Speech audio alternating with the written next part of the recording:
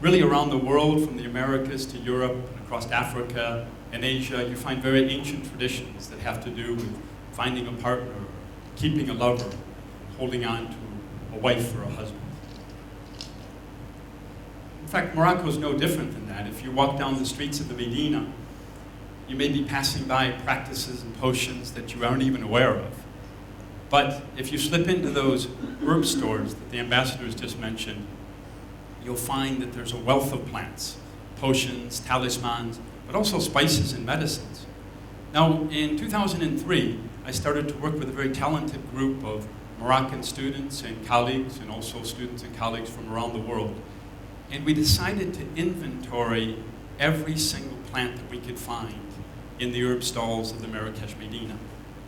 Now, 10 years later, I can tell you that there's over 300 species of plants and many different species of animal products as well that are used for really critical needs in Morocco, for health, for welfare, for well-being, for local commerce, for nutrition. And if we take a close look at these, what we found is that many of them are harvested locally. Many of them also are imported from around the world. And they're being used for such a great multiplicity of purposes. They really represent the intermingling of different cultures, of different ecologies, of different religions. Now, these plants and animals of other countries really interested the European explorers in the time of colonization and in the time of empires.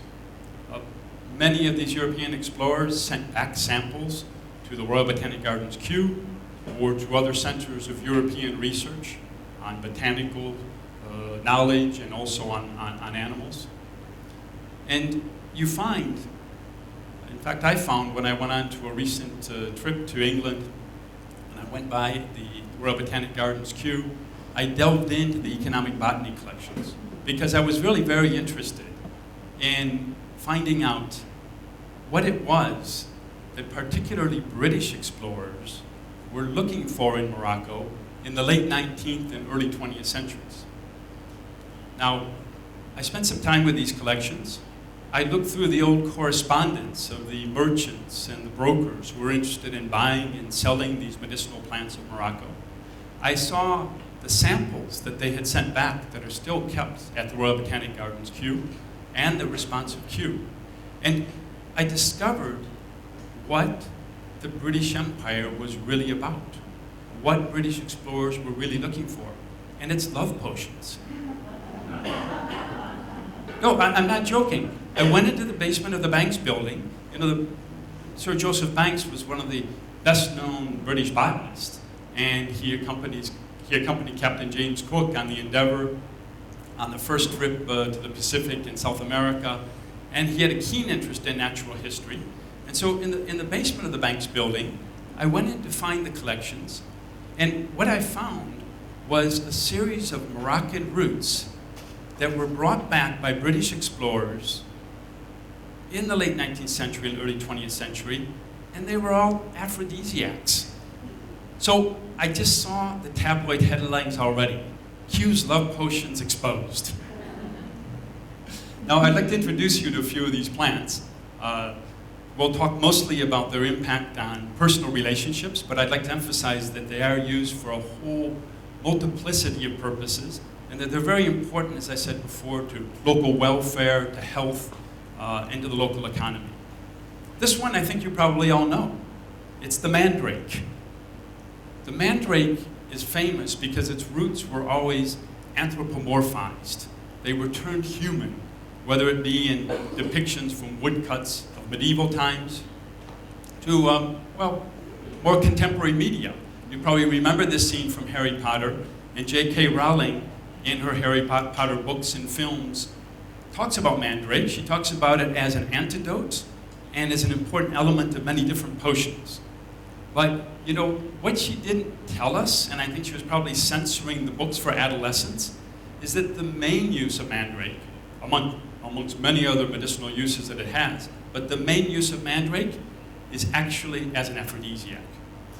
You can see it being sold either in the form of the whole root, or in actually individual dried pieces that are clustered together in a necklace.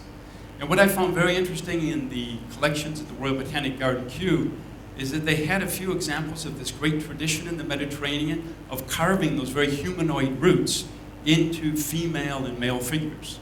These particular samples that you see on the left from Turkey, the female figure is a nymph, the male figure is a satyr. The satyr is the chaser of nymphs, the original nymphomaniac. And this was an advertising for the potency and the intended use of mandrake. Another plant, pellitory, an old herb that's known in English herbals as well, but it's from North Africa and Spain, is used for a lot of different medicinal purposes in Morocco, but it's gaining a lot of fame, especially on the internet, as vegetable Viagra. In fact, there was a recent study that showed that it increases testosterone and sexual performance of mice. And apparently, based on the concept that what's good for mice is probably good for men, sales have boomed. Now, pieces of this root were taken from Morocco to England in the 1920s, in fact, in 1920. And the accompanying note I found to be very interesting. It simply said, it is used as a stimulant, leaving us to figure out what kind of a stimulant it was. It also mentioned it was a toothache remedy. I also found samples of this in the teaching collection of the Royal Pharmaceutical Society, and it really made me wonder what kind of education was going on in England at the time. Now, the third and final example that I'll give today is giant fennel. It's a beautiful, spectacular plant. It blooms with the autumn rains in Morocco and other parts of the Mediterranean. And gum ammoniac, some of you might have heard of that, is extracted. It's a resin that's extracted from the roots of the giant fennel. And this was for years exported to the Orient from Morocco as an aphrodisiac and as a way to protect against evil spells. Now in Morocco, for those of you who know Morocco, it's only used as an incense to ward off evil spirits, but exported to the Orient, it's used as an aphrodisiac. In 1886, the British Vice Consul, based in Safi, sent back this massive chunk, about this big, of gum ammoniac to Kew.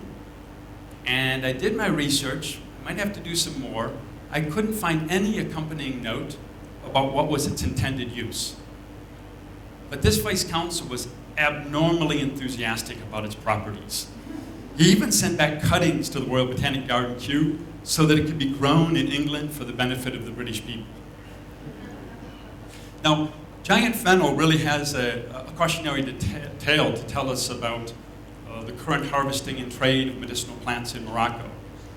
In the 6th century BC, a relative of giant fennel, called Silphium by the Greeks, produced a resin that was marketed throughout the Greek world. This was based in the city of Cyrene in North Africa, which is now eastern Libya. And the plant in Cyrenian art was represented in a phallic form. And in fact, this was so important, this plant and its resin, to the economy of Cyrene, that the coins of Cyrene almost all have this particular image. I would actually like to call it a logo imprinted on the coin, because the purposes of this was to sell Silphium as a love potion, as an aphrodisiac. Now, very interesting, some of the other coins represented the seed pod, and you see what it's represented as the heart. This was one of the first depictions of the heart as a symbol of love, and just like we do on Valentine's Day, as a commercialization of something related to love, in this particular case, Silphium, and its resin, an aphrodisiac. Now, there's a bit of controversy about that, because seen from a different perspective, it's actually interpreted as a scrotum and testes. And that's actually a really good way to push an aphrodisiac as well. The love story ended in the 1st century AD. Pliny the Elder, who wrote a very famous encyclopedia of natural history, reported the demise of Silphium. It had been over-harvested. The lands where it grew were overgrazed. And in fact, the plant, according to him, went extinct. The trade in Silphium obviously was eliminated, and the city went into economic decline. the question I have is that a scenario that we might see today in Morocco? And the answer, unfortunately, is yes. Pellitory, as the herbal Viagra, and many other roots are in increasing demand because of globalization as well. I noted that in the Kew collections, there were roots of pellitory that were exported to India. You can see this collection is from Bombay, even though it's not a native species in India. And it continues to be a very popular element of Ayurvedic medicine, which I'm sure many of you have heard of. Now, just like Silphium, pellitory and many other medicinal roots are suffering from overharvesting, from overgrazing, and what we know today, they're also suffering from the new scourge of human-induced climate change. This is really a critical issue because these are the plants that sustain communities, economies, health, well-being, and not only for the communities of Morocco, but for people around the world.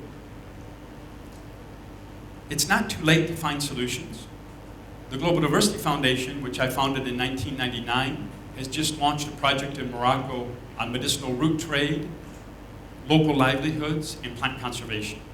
It's supported by the UK Darwin Initiative, which is a great program that supports countries around the world to use their biodiversity sustainably, to conserve it, to trade it in an equitable way. And I know I've been making a little bit of fun of the British in this talk, but I'd like to really say that this is a fantastic program. It's actually dedicated over 100 million pounds to biodiversity projects in over 150 countries. And it's really taking those hundreds of years of British expertise in botanical matters and bringing them around the world. So with funding from the Darwin Initiative, our approach is to engage those very experienced herbalists that we still find in the Medina. Value their knowledge, respect their knowledge, make sure that it's a living tradition.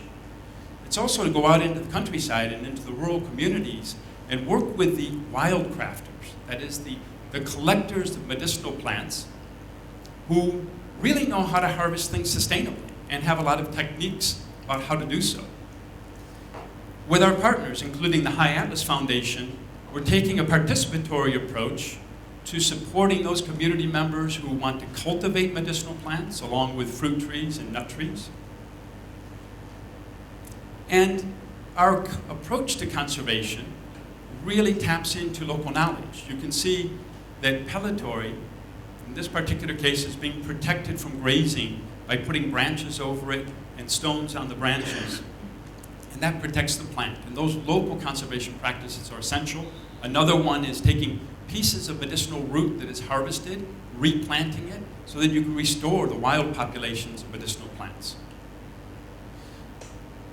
Our focus is not only on individual species, it's also on these beautiful cultural landscapes of the High Atlas Mountains. Very notably, the Agdals, which is a Berber word, an Amazigh word, for these community-conserved areas, which are very rich in biodiversity. Now, I think you can see on the right-hand side that managing plants and managing landscapes is just not a man's world. It's also a woman's world. Women are holders of very important knowledge about plants and ideas of how to manage them sustainably. And there's been a recent trend in Morocco of creating women's cooperatives. I should say that this started in part through the Eve Branson Foundation, and it's being developed very much by the High Atlas Foundation. And this really holds promise that the sustainable use of biodiversity can support livelihoods, and particularly the livelihoods of women. So these are all small steps. They're supported by the Moroccan government. They're supported by local researchers.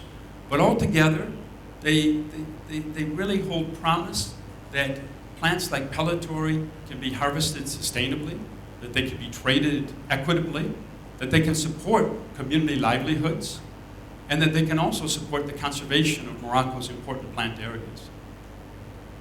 So, in this brief presentation, I hope I've been able to expand your vision of what the British Empire was really about.